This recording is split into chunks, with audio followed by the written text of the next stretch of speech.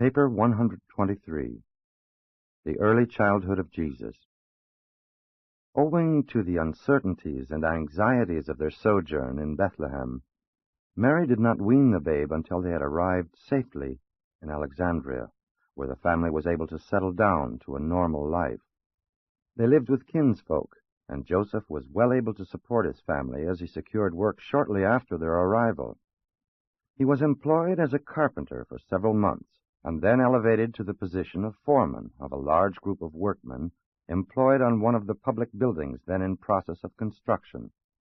This new experience gave him the idea of becoming a contractor and builder after their return to Nazareth. All through these early years of Jesus' helpless infancy, Mary maintained one long and constant vigil, lest anything befall her child which might jeopardize his welfare or in any way interfere with his future mission on earth. No mother was ever more devoted to her child.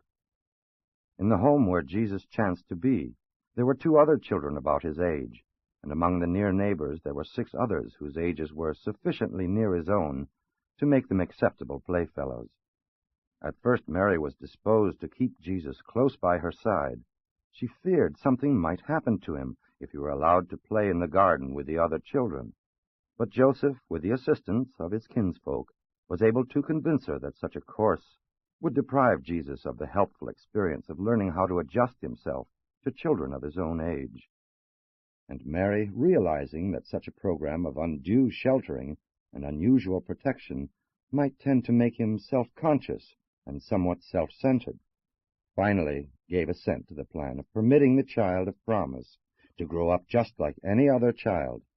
And though she was obedient to this decision, she made it her business always to be on watch while the little folks were at play about the house or in the garden. Only an affectionate mother can know the burden that Mary carried in her heart for the safety of her son during these years of his infancy and early childhood.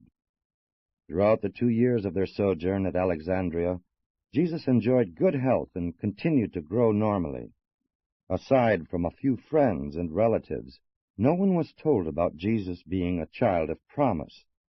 One of Joseph's relatives revealed this to a few friends in Memphis, descendants of the distant Ichnaton, and they, with a small group of Alexandrian believers, assembled at the palatial home of Joseph's relative benefactor a short time before the return to Palestine to wish the Nazareth family well and to pay their respects to the child. On this occasion, the assembled friends presented Jesus with a complete copy of the Greek translation of the Hebrew Scriptures. But this copy of the Jewish sacred writings was not placed in Joseph's hands until both he and Mary had finally declined the invitation of their Memphis and Alexandrian friends to remain in Egypt. These believers insisted that the child of destiny would be able to exert a far greater world influence as a resident of Alexandria than of any designated place in Palestine. These persuasions delayed their departure for Palestine for some time after they received the news of Herod's death. Joseph and Mary finally took leave of Alexandria on a boat belonging to their friend Ezraion, bound for Joppa, arriving at that port late in August of the year 4 B.C. They went directly to Bethlehem, where they spent the entire month of September in council with their friends and relatives concerning whether they should remain there or return to Nazareth. Mary had never fully given up the idea that Jesus ought to grow up in Bethlehem, the city of David. Joseph did not really believe that their son was to become a kingly deliverer of Israel. Besides, he knew that he himself was not really a descendant of David, that his being reckoned among the offspring of David was due to the adoption of one of his ancestors into the Davidic line of descent. Mary, of course, thought the city of David the most appropriate place in which the new candidate for David's throne could be reared.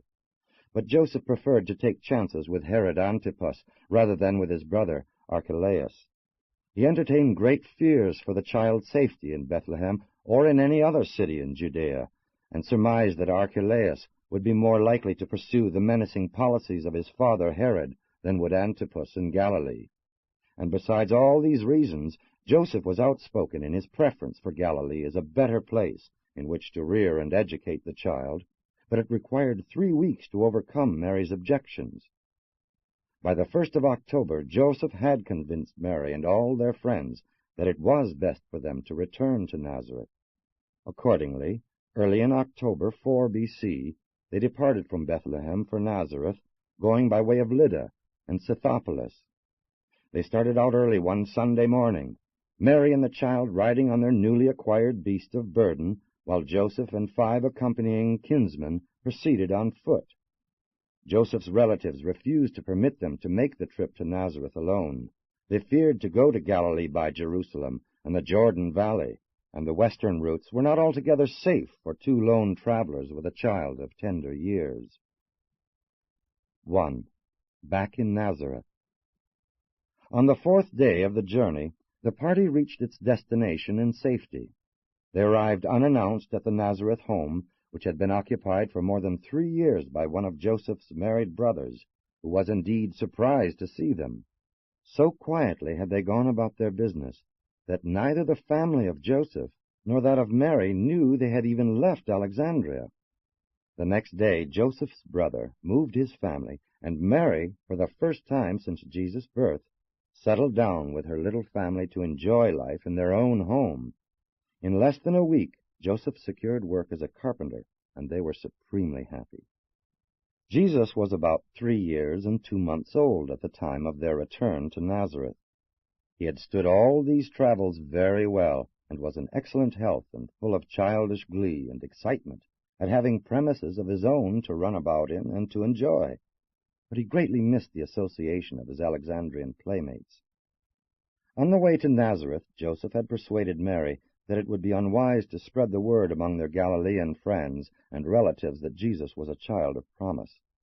They agreed to refrain from all mention of these matters to anyone, and they were both very faithful in keeping this promise.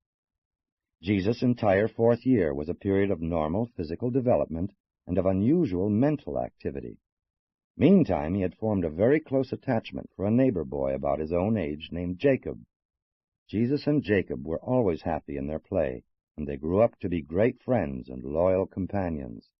The next important event in the life of this Nazareth family was the birth of the second child, James, in the early morning hours of April 2, 3 B.C. Jesus was thrilled by the thought of having a baby brother, and he would stand around by the hour just to observe the baby's early activities. It was midsummer of this same year that Joseph built a small workshop close to the village spring and near the caravan tarrying lot. After this, he did very little carpenter work by the day. He had, as associates, 2 of his brothers and several other mechanics, whom he sent out to work while he remained at the shop, making yokes and plows and doing other woodwork. He also did some work in leather and with rope and canvas. And Jesus, as he grew up, when not at school, spent his time about equally between helping his mother with home duties and watching his father work at the shop, meanwhile listening to the conversation and gossip of the caravan conductors and passengers from the 4 corners of the earth. In July of this year, 1 month before Jesus was 4 years old, an outbreak of malignant intestinal trouble spread over all Nazareth from contact with the caravan travelers. Mary became so alarmed by the danger of Jesus being exposed to this epidemic of disease that she bundled up both her children and fled to the country home of her brother, several miles south of Nazareth, on the Megiddo road near Sarid. They did not return to Nazareth for more than 2 months. Jesus greatly enjoyed this, his first experience on a farm. 2. The 5th year, 2 B.C. In something more than a year after the return to Nazareth, the boy Jesus arrived at the age of his first personal and wholehearted moral decision, and there came to abide with him a thought-adjuster, a divine gift of the Paradise Father, which had aforetime served with Machiventa Melchizedek, thus gaining the experience of functioning in connection with the incarnation of a supermortal being living in the likeness of mortal flesh. This event occurred on February 11, 2 B.C. Jesus was no more aware of the coming of the divine monitor than are the millions upon millions of other children who, before and since that day, have likewise received these thought-adjusters to indwell their minds and work for the ultimate spiritualization of these minds and the eternal survival of their evolving immortal souls. On this day in February, the direct and personal supervision of the universe rulers, as it was related to the integrity of the childlike incarnation of Michael, terminated.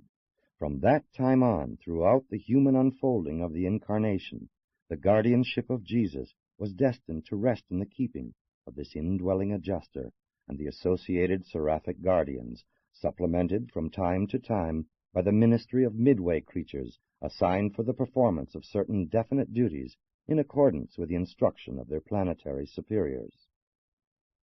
Jesus was 5 years old in August of this year, and we will therefore refer to this as his 5th calendar year of life. In this year 2 B.C., a little more than 1 month before his 5th birthday anniversary, Jesus was made very happy by the coming of his sister Miriam, who was born on the night of July 11.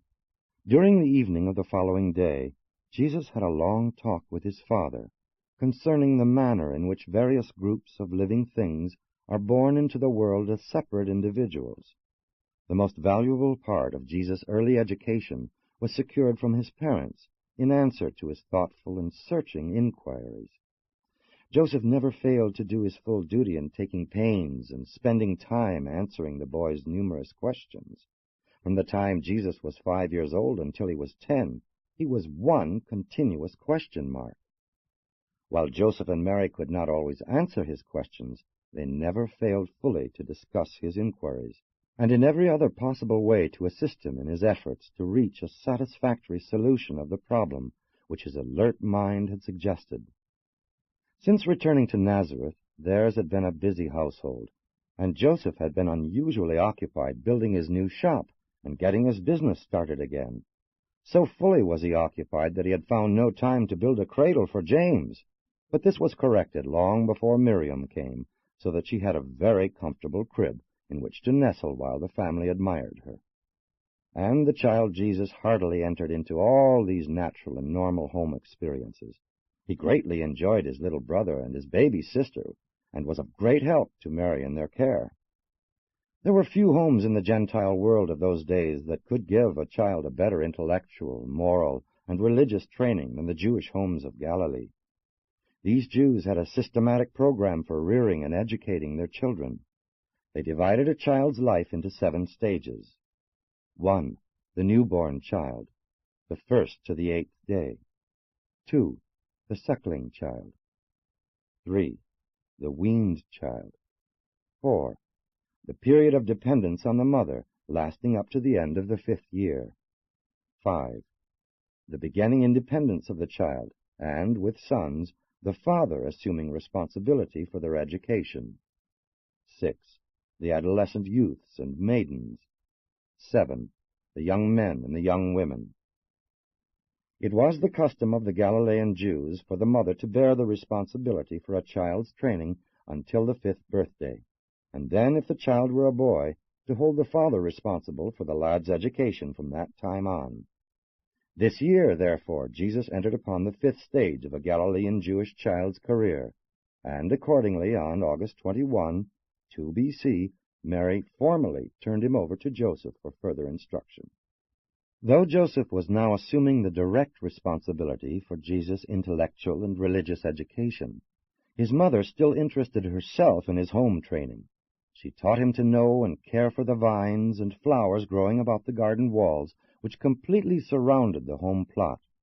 She also provided on the roof of the house, the summer bedroom, shallow boxes of sand in which Jesus worked out maps and did much of his early practice at writing Aramaic, Greek, and later on Hebrew. For in time he learned to read, write, and speak fluently all 3 languages. Jesus appeared to be a well-nigh perfect child physically, and continued to make normal progress mentally and emotionally. He experienced a mild digestive upset, his first minor illness, in the latter part of this, his 5th calendar year. Though Joseph and Mary often talked about the future of their eldest child, had you been there, you would only have observed the growing up of a normal, healthy, carefree, but exceedingly inquisitive child of that time and place. 3. Events of the 6th year, 1 B.C. Already, with his mother's help, Jesus had mastered the Galilean dialect of the Aramaic tongue, and now his father began teaching him Greek. Mary spoke little Greek, but Joseph was a fluent speaker of both Aramaic and Greek. The textbook for the study of the Greek language was a copy of the Hebrew Scriptures, a complete version of the Law and the Prophets, including the Psalms, which had been presented to them on leaving Egypt. There were only 2 complete copies of the Scriptures in Greek in all Nazareth, and the possession of one of them by the carpenter's family made Joseph's home a much-sought place and enabled Jesus, as he grew up, to meet an almost endless procession of earnest students and sincere truth-seekers. Before this year ended, Jesus had assumed custody of this priceless manuscript, having been told on his 6th birthday that the sacred book had been presented to him by Alexandrian friends and relatives, and in a very short time he could read it readily. The first great shock of Jesus' young life occurred when he was not quite 6 years old. It had seemed to the lad that his father, at least his father and mother together, knew everything. Imagine, therefore, the surprise of this inquiring child when he asked his father the cause of a mild earthquake which had just occurred, to hear Joseph say, "My son, I really do not know." Thus began that long and disconcerting disillusionment, in the course of which Jesus found out that his earthly parents were not all wise and all-knowing. Joseph's first thought was to tell Jesus that the earthquake had been caused by God, but a moment's reflection admonished him that such an answer would immediately be provocative of further and still more embarrassing inquiries. Even at an early age, it was very difficult to answer Jesus' questions about physical or social phenomena by thoughtlessly telling him that either God or the devil was responsible. In harmony with the prevailing belief of the Jewish people, Jesus was long willing to accept the doctrine of good spirits and evil spirits as the possible explanation of mental and spiritual phenomena, but he very early became doubtful that such unseen influences were responsible for the physical happenings of the natural world.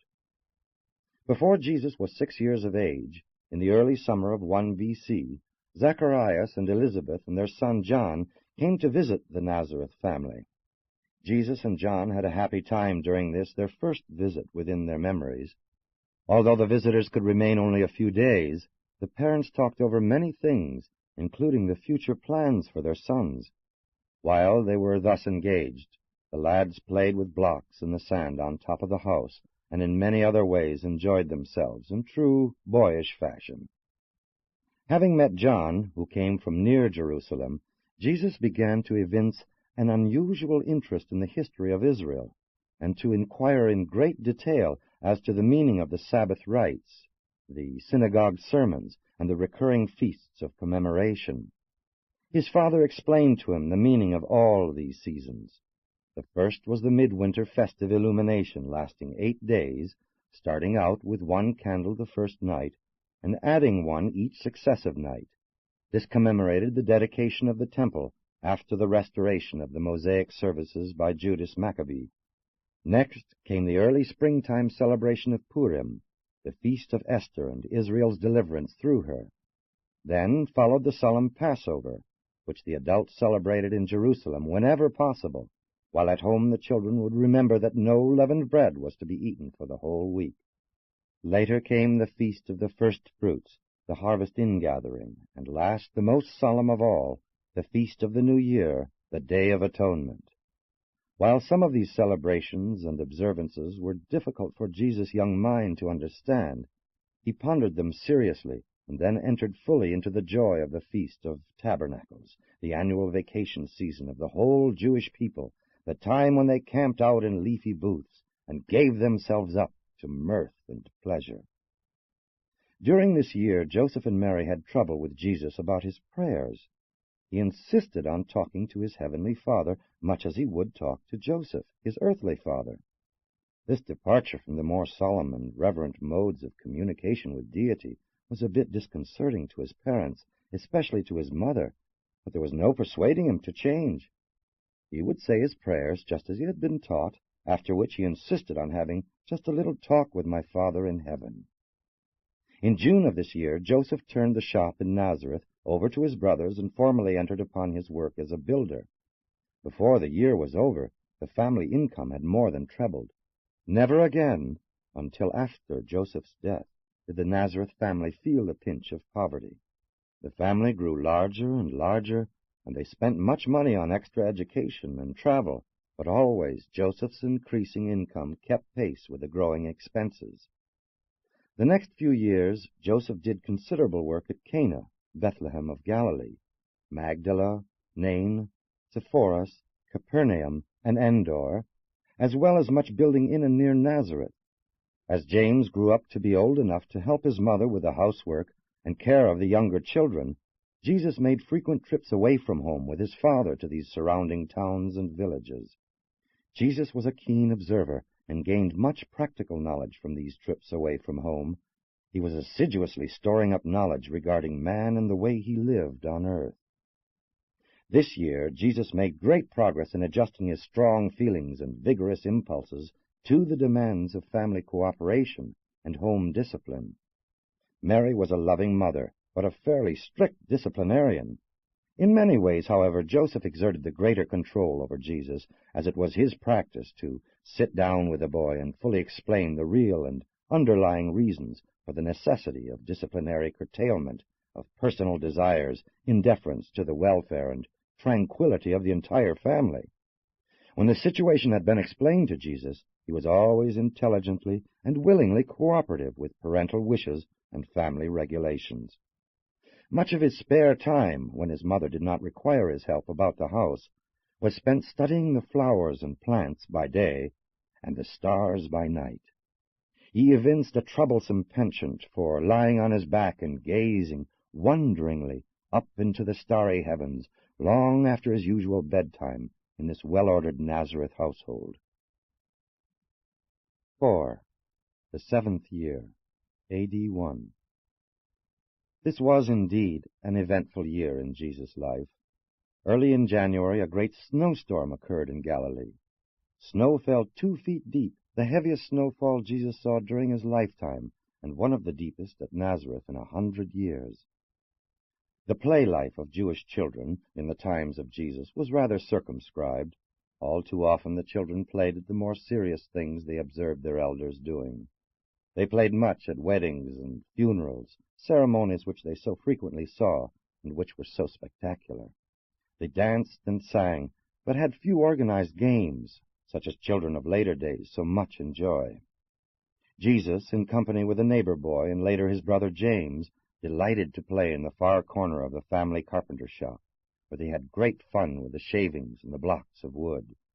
It was always difficult for Jesus to comprehend the harm of certain sorts of play which were forbidden on the Sabbath, but he never failed to conform to his parents' wishes. He had a capacity for humor and play which was afforded little opportunity for expression in the environment of his day and generation, but up to the age of 14 he was cheerful and light-hearted most of the time. Mary maintained a dovecote on top of the animal house adjoining the home, and they used the profits from the sale of doves as a special charity fund, which Jesus administered after he deducted the tithe and turned it over to the officer of the synagogue. The only real accident Jesus had up to this time was a fall down the backyard stone stairs which led up to the canvas-roofed bedroom. It happened during an unexpected July sandstorm from the east. The hot winds, carrying blasts of fine sand, usually blew during the rainy season, especially in March and April. It was extraordinary to have such a storm in July. When the storm came up, Jesus was on the housetop playing, as was his habit, for during much of the dry season this was his accustomed playroom. He was blinded by the sand when descending the stairs and fell. After this accident, Joseph built a balustrade up both sides of the stairway. There was no way in which this accident could have been prevented. It was not chargeable to neglect by the Midway temporal guardians, one primary and one secondary midwayer having been assigned to the watch care of the lad.